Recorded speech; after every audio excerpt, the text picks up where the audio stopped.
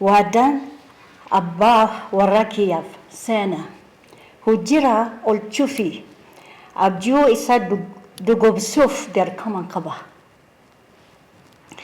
Kanaafin har'a isin dura dhaabadhe.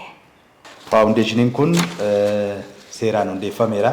Biyya keessatti garuu uummatatti hin ibsamne. Inni kun yoomii kan jedhu waxabajjii 16 bara 2016 hoteela Skylight'tti ifoomaa. Just launchii jechuudha. Bakka keessummoonni gurguddaa hooggantoonni mootummaa naannoo Oromiyaa fi kan federaalaa waayillan artistii kabajaa fi Dooktara kabajaa fi artist Alii Birraa hiriyoonni isaa waayillan isaa waliin hojjetaa turan artistoonni Oromoo beektonni hayyoonni abbootiin gadaa abbootiin amantaa bakka argamanitti waxabajjii 16 bara 2016 hoteela Skylight'tti gaggeeffama. Sagantaan kun maal irratti xiyyeeffata isa jedhu waan gabaabaa ibsetan hundi isaanii warra jiran kun waan ibsan qabu waan ta'eef seenaa Dooktar Alii Birraa bifa qorannootiin ni dhiyaata. Isa biratti akkuma nama isinii hime artistii keenya jabdu Saaliyaa Saamii dhimma faaruu muuziqaa viidiyoo garaagaraa qophaa'ee jira waan seenaa gooticha kanaa ibsan waltajjii sana irratti ni dhiyaatu. Faawundeeshinii kana gabbisuudhaaf guyyaan sun guyyaa addaati. Faawundeeshiniin kun hundaa'ee hanga ammaa uummatatti hin ibsamiin jira. Faawundeeshiniin kun immoo kaayyoo fi galma kaleessa Dooktar kabajaa artist Alii Birraa fi inni qabaataa ture hojjetaa ture sana galmaan ga'uudhaaf galii guyyaatti walitti qabamuudhaaf biyya keessaa biyya alaatti isaaf immoo wantoonni adda addaa qophaa'anii jiru. Caalbaasiin ni jiraata.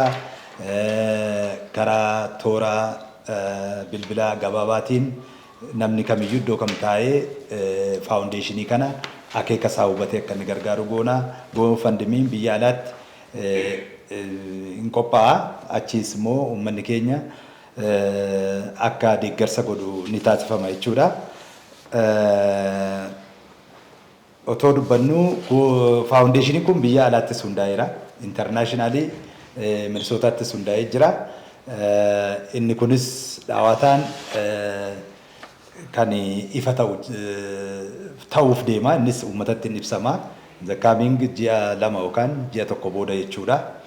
Isa kana gaafa isa kana ifoomsinu sirriitti waan sanas keessummoonni biyya alaarraa affeeramanii waan sana akka isaan ibsan ni taasifna jechuudha. Egaa waan seenaa Alii Birraa irratti waan isinitti himnu hin jiru.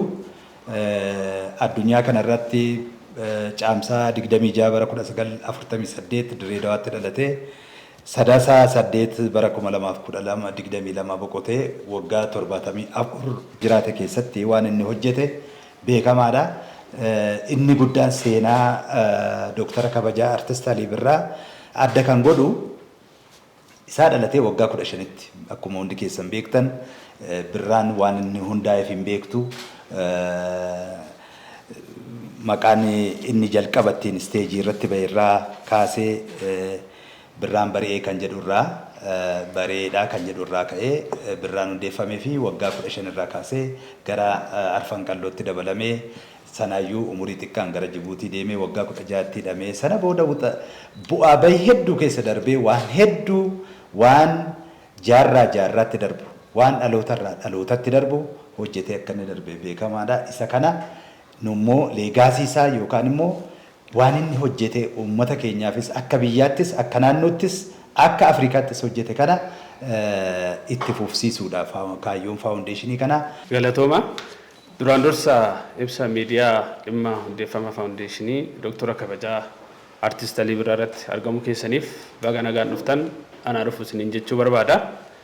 Kabajamtoota uummata Oromoo, kabajamtoota sabaaf sablammootaa fi uummattoota biyya keenya, kabajamtoota jaallattoota aartii fi jaallattoota Dooktora kabajaa artist Alii Birraa, kabajamtoota maatii isaanii, sagantaan hundeeffama faawundeeshinii Alii Birraa waxabajjii 16 bara 2016 hoteela Skylight'tti bakka keessummoonni kabajaa fi olaanaa mootummaa federaalaa naannoo artistoonni jaallattoonni isaanii hiriyoonni isaanii fi maatiin isaanii jiranitti kan geggeeffamu ta'a. Haaluma kanaan faawundeeshiniin Alii Birraa dhimmoota tarsiimoo ta'an kanneen akka barnootaa, fayyaa, aartii fi dhimmoota hawaasummaa biroo irratti waan hojjetuuf leegaasii jaallatamaa Dooktara kabajaa Artiist Alii Birraa itti fufsiisuuf dhaabbileen miti mootummaa, dhaabbileen dhuunfaa, dhaabbileen mootummaa, namoonni dhuunfaa fi uummanni keenya kaayyoo kana galmaan ga'uuf akka bira dhaabbattan akkasumas waan dandeessaniin akka deeggartan waamicha isinii gochaa biiroon aadaa fi turizimii Oromiyaas faawundeeshinii kana lafa qabsiisuudhaaf koree dhimma kana lafa qabsiisuuf hundeeffame wajjin qindaa'uudhaan deeggaraa kan jiruu fi deeggarsa isaa kan itti fufu ta'uu isiniif ibsaa. Dhimma faawundeeshinii kanarratti boordiin faawundeeshinii Alii Birraatii fi hooggantoonni faawundeeshinichaa ibsa bal'aa kan isiniif kennu ta'a. Galatooma. First of all, I would like to thank the Office of the President of the Regional State of Oromia through the Oromia Culture and Tourism Bureau for the relentless guidance and support and moral support. Your blessings mean so much to us.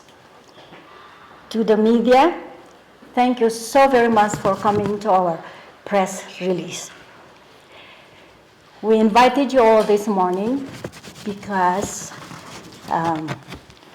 we need your help in spreading the word that on June 23, we're going to officially launch Alii Birraa Foundation, as well as continue to celebrate your father's life and legacy. It will be held at the Ethiopian Skylight Hotel's new building at 3:00 p.m. or 9:00 local time. Please accept our invitation for this and be part of this historic event. It was Ali's big wish to launch the foundation when he was still alive, but unfortunate circumstances did not allow it from happening soon enough before he passed. Wadan Abba Warakiyav Sena, Hujira ol Chufi, Abju isa Dugobsuf der Kamankaba. Kanafin arra isin tura dabate. We begin from here, and I trust that you are all there to support this noble initiative, counting yourself as a family in this foundation. The main objective of this foundation is to cultivate, sustain, and preserve Alii Birraa's lifelong legacy. Ali used to say to me, "What matters in life is only what we do when we are alive, to be well remembered when we go."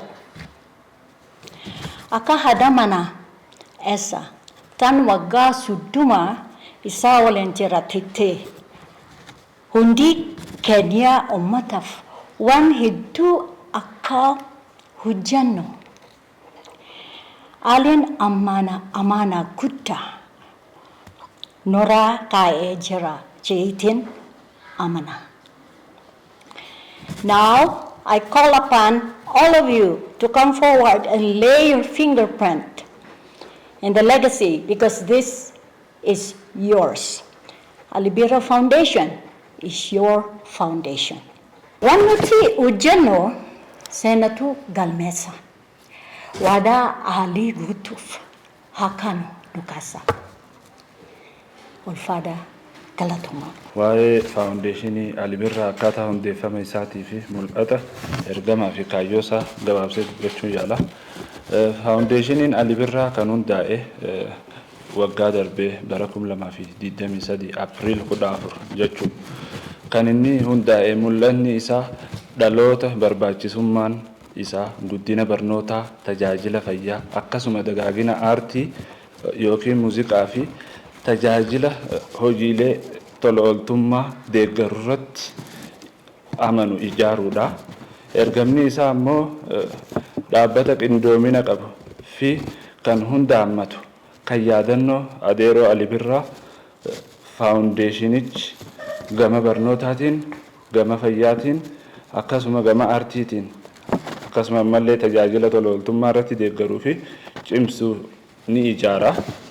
Kaayyoon faawundeeshinichaa hojii Ali Birraan umrii isaa guutuu hojjetee fi akkasuma kan osoo hojjechuu barbaadu hawwu kaayyoo isaa irratti kabachiisuu fi kunuunsuudha, dhaloota dabarsuudha. Keessattuu aartii dagaagsuudha. Dhaloonni barnoota qulqullina gahaa qabu argachuu irratti ni cimsa. Kan biraa hawaasni tajaajila fayyaa qulqullina qabu fi si'ataa ta'e argachuu irratti faawundeeshiniin kun ni gargaara. Kan xumura tajaajila tola ooltummaa yookiin kan humanitarian support jennuun san jabeessee cimsee irratti ni hojjeta. Akka waliigalaatti kaayyoon isaa aartii dagaagsuu yoo ta'u, gama barnootaatiin immoo piroojeektiilee garaagaraa hundeessuudhaan piroojeektii kanarratti barnoota dhaloota impaawer gochuudha. Lammaffaa fayyaa irratti immoo tajaajila fayyaa si'ataa ta'e akkasuma qulqullina qabu irratti gara miti mootummaatiin haa ta'u dhaabbatoota garaagaraa gara mootummaatiin hawaasa hojii ta'uun piroojeektii kana impilimentii godhuun hawaasa biraan ni qaqqabaa jechuudha. Uummanni Oromoo bal'aan addunyaa irra jirtan biyyaa fi ala jirtan hundinuu baga guyyaa kana geessan isiniin jecha. Guyyaan amma faawundeeshiniin Dr. Artist Ali Birraa ifaan ifatti dhaabbatee hojii jalqabuuf deemu waan ta'eef kana arguuf baga gammaddan. Itti aansuudhaan gaafa adeeroon dhukkubsataa baherraa waan barbaachisuun gargaaraa asiin gahuun akkasumatti immoo yeroo dheeraaf mataa qaqqabannee biyya keenya keessatti yeroo namni beekamaan du'ellee akkaataatti awwaallu dhabnetti haala Oromoo hedduu mataa ol qabeen lafarra osoo hin taane samiirra balaliisaa bakka barbaachisutti mootummaan naannoo Oromiyaa akkasumas federaala dabalatee awwaalcha isa malu gaggeessaa isaan malu godhanii akkasumatti itti fufuudhaan aadaa fi turizimiin Oromiyaa akkasumatti waajjirri pirezidantii waan barbaachisu hunda godhuun akkuma argitanitti guyyaa kanan nu hordofanii hojjechaa jirraa jechuudha. Akka uummanni keenyaaf nullee galateeffachuu barbaanneeti. Itti aansuun immoo faawundeeshiniin kun itti gaafatama amma artistiin kabajamaan waan hin jirreef uummanni Oromootii fi artistoonni itti gaafatama guddaa qabanii kana bahachuun dirqama keenya.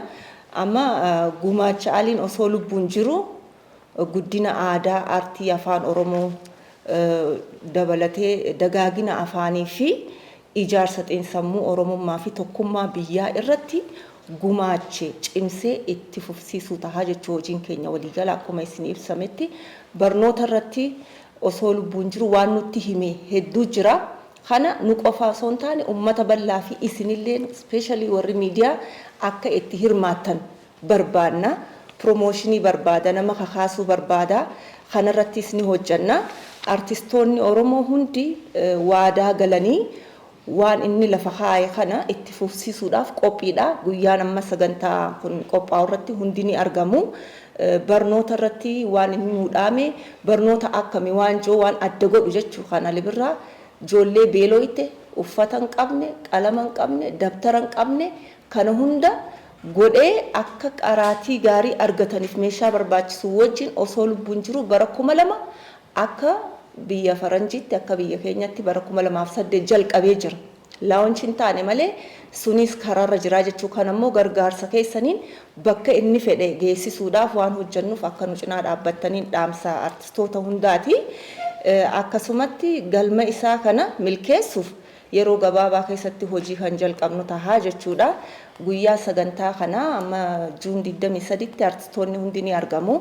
Sirboota isaa dhaamsa gaarii dabarsan keessaafillee hedduudha garuu jajjabaa gurguddaa isaa hamma sirba 8-9 fillee wallistoota ni dhihaata.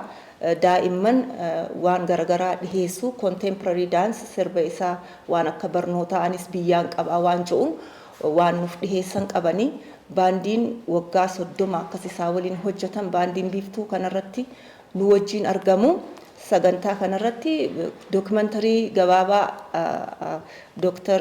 Ali Birraa ni dhihaata awaash kan jedhu akkasumatti sirbisaa kan dhumaa sagalee isaa kan isin takkaan dhagahin dhuma hojjetee osoo lubbuun jiru osoo gad hin dhiisin darbe waan ta'eef sanillee isaa waliin ta'ee akka dubartiitti hojjete amaanaa ja'a nu hundatti amaanaa dabarse qaba sirba sanirratti sunis isiniif dhihaata kanaaf warri biyya alaalleen akka nu dhagahan barbaanna North America Europe iddoo garagaraa keessa Oromoonni jiran akka itti fufuuf achittis wantoota kana dhaabnee hundeessinee jechuu biraanchii isaa hojii gurguddaan ni hojjetama celebrities can act as a spokesperson or ambassador akka non-profit organization support godhuuf jechuudha kaan immoo they can give money time akka filannoo isaanitti jechuu qarshiisni kannan yeroosni kannan namu akka danda'uun akka nu cinaa dhaabbattu or they can even create their own